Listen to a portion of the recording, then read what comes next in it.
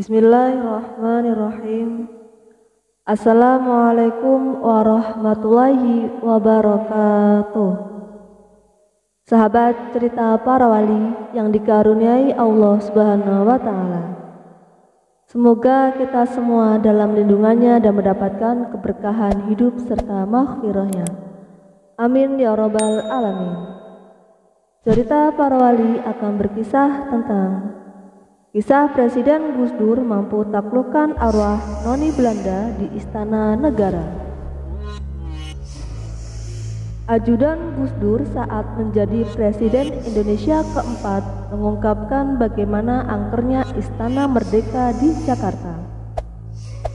Bahkan disebutkan bahwa Presiden Kiai Haji Abdurrahman Wahid alias Gus Dur disebut mampu menundukkan salah satu makhluk astral, penunggu sebuah kamar yang dikenal angker di lingkungan Istana Negara tersebut. Di lingkungan Istana Negara atau Istana Merdeka di Jakarta, sebagian makhluk astral penunggu ruang-ruangan tertentu di kompleks istana seperti arwah orang Eropa atau Belanda.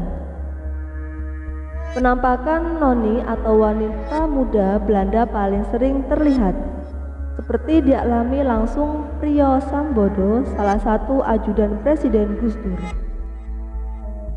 Makhluk halus penunggu istana tersenyum ke arah ajudan Gus Dur, cantik seperti gadis Eropa. Penampakan noni atau wanita muda Belanda paling sering terlihat, seperti dialami langsung Priyo Sambodo, salah satu ajudan Presiden Gus Dur.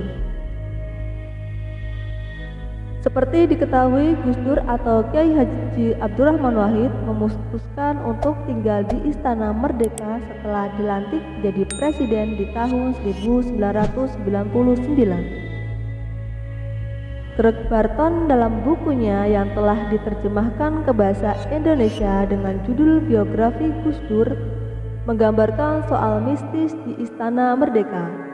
Dia menulis setelah pindah ke kamar Istana Merdeka tersebut, Gus Dur berkomentar tanpa basa-basi bahwa kamar itu memang dihuni orang halus. Hal ini seolah-olah Gus Dur telah berhasil menundukkan dan bernegosiasi dengan makhluk halus tersebut sebelum menempati kamarnya. Namun tetap saja kisah mistis di Istana Merdeka terjadi seperti diceritakan ajudan Gus Dur Priyo Sambodo.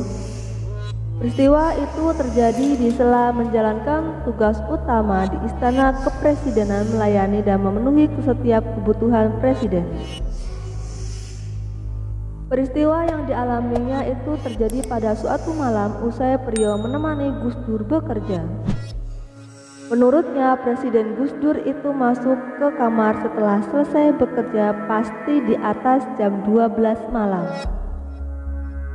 Pada malam itu setelah selesai bekerja, Priyo hendak menuju kamarnya yang terletak di gedung Wisma Negara, di mana Wisma Negara terletak di dalam halaman Istana Kepresiden dan memiliki 6 lantai, sementara kamarnya ada di lantai 3.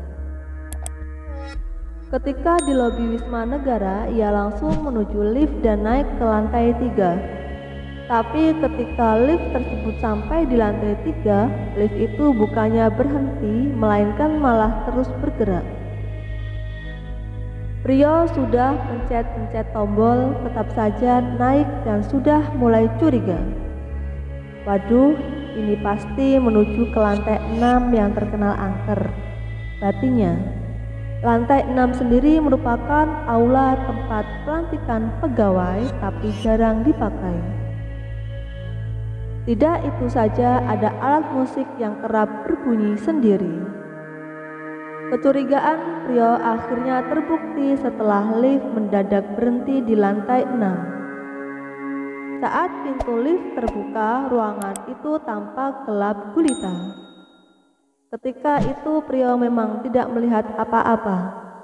Namun saat menoleh ke kiri, dia melihat sesosok wanita dengan rambut pirang terikat terlihat duduk membelakanginya sambil menunduk. Dalam situasi itu, pria mencoba menutup kembali lift namun tetap tidak bisa, seolah dipaksa untuk melihat penampakan yang ada di hadapannya. Yang saya takutkan pun terjadi. Dia menoleh ke arah saya, seingat saya. Dia menoleh juga tidak dengan badannya. Saya saksikan dia mengusap air matanya dengan anggun, kata pria. Wajahnya itu saya masih ingat sekali, cantik sekali, wajah tipikal kulit putih Eropa. Setelah itu dia tersenyum, tambahnya. Tidak lama sosok itu tersenyum, lift tertutup dengan sendirinya dan turun. Lift pun terbuka dengan sendirinya di lantai 3. Wallahu a'lam bishawab. Wassalamualaikum warahmatullahi wabarakatuh.